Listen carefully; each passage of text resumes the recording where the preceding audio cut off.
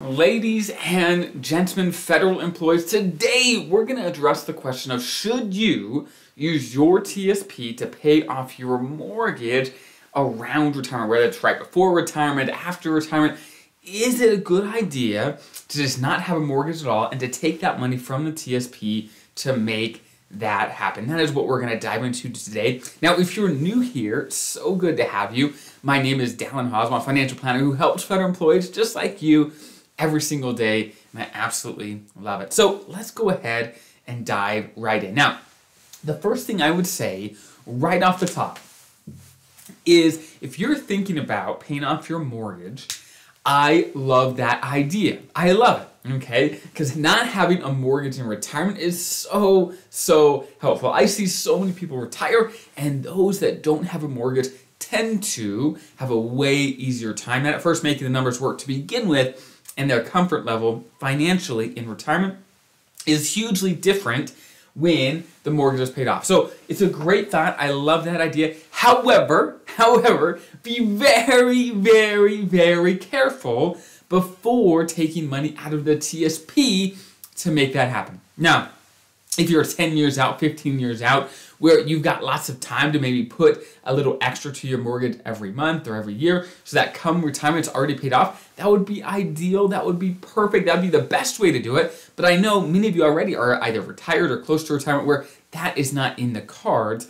The question now is, okay, what do I do now? Do I take a lump sum for my TSP to get it taken care of and knocked out or not, right? Here are the things to consider when thinking about this decision. First thing you have to understand is gross versus net. What do I mean by that? Well, let's say you need $100,000. You still have $100 grand left to go on your mortgage. Okay, so you owe $100 grand on your mortgage. Well, how much do you have to take from the TSP to be left with $100 grand? Well, it's more than 100, right? If you're taking from the traditional TSP, you're going to have to take more than 100K to be left with 100K, right? It depends on your tax brackets, but let's say 120 is what you'll need, or 130, right? Depending on your tax bracket. And this 100K or whatever you end up taking out, let's say 130, is added to your taxable income, which will therefore increase your tax bracket, okay? So you may actually need, let's say 130, okay? So the amount of money you would actually need to take from your TSP may be a lot higher than you originally thought to knock out a mortgage, okay, depending on what you have. So that's number one. Understand what you actually are going to have to take out before you actually make the move, okay? Next, like I mentioned before, whatever you take out counts as taxable income if you take it from the traditional TSP, which the vast majority of you, that's where most of your money is. It's the traditional TSP, okay? So with that being said, what does that do to your taxes? Well, it all gets added into your taxes, right? So if this is a chart of your income over time, okay, and as you work, your income is slowly increasing.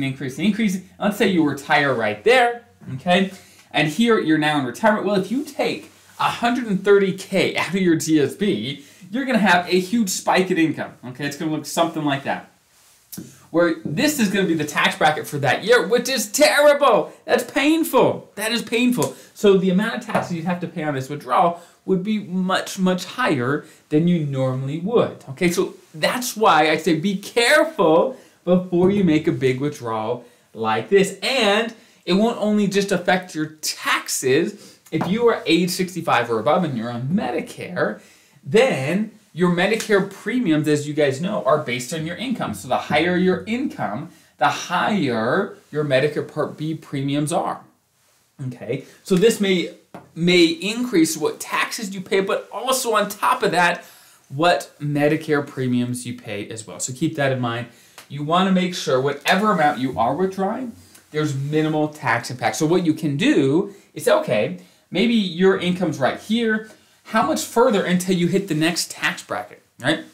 Are you in the 12% bracket? Are you going to be pop up to the 22% bracket? Are you in the 22, going to pop up to 24? Where are you at? If you Google the federal 2024 or whatever year you're watching this, if you Google the tax brackets, you'll see how much income it takes to go up into each one of the brackets. So that can give you a guide on how much you can take out of your TSP without pumping you up to the next bracket. The same is true for Medicare premiums. There's a chart that says, hey, if you have this much income, this is your premium. If you have this much income, this is your premium. So you can look at those as well to see how much more you can take out and increase your income by before you pay more in Medicare. Okay, so keep that all in mind when you are trying to do this. Now, again, like I said at the very beginning, it's a good thought, right? It's a good idea to not want to have a mortgage. So is there any other options for us to pay this off early, pay this mortgage off early? Because again, it's really, really nice not to have a mortgage in retirement, okay?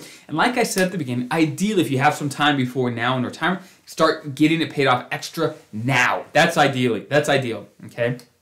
Again, if that's not possible, if you're already retired or close to retirement, then one thing you can consider is maybe not paying it all off in a single year, maybe spreading that out over time. Okay, so instead of, let's say you need 100K, what if we split that up into 3 years where you just took out, let's say 30, 40K a year to get you to the right amount, and maybe that keeps you in the right tax bracket. You have to look at where you are at to decide how much you can take out without a big tax impact, but those are the sort of things to think about. And I'm a total supporter of getting the mortgage paid off early potentially. I would just be careful, again, of the tax impacts and the Medicare impacts. And a huge factor that I haven't really talked about yet is what's your interest rate, right? If your mortgage interest rate is really, really low, then I wouldn't be as worried about it, right? Unless you really just don't want a mortgage in retirement, right? It's always nice not to have a mortgage, but again, if your interest rate's so low, it's not an emergency, okay? However, if you have one of these new mortgages that have 6, 7, 8% on them, then it's more of an emergency. It's like, okay, let's really try to get this paid off soon. Okay, so those are the things I would think about when thinking about trying to get your home paid off around retirement, taking TSP money, those sort of things. So I hope that's helpful. Now, if you want our firm to look at your situation and help you to make the best decisions to get the most out of your federal benefits and retire confident, there's a bunch of links below of helpful resources and things that we help clients with all day long. So, but I hope this is helpful. This content is for you guys to get the most out of what you have, and I will see you guys next time.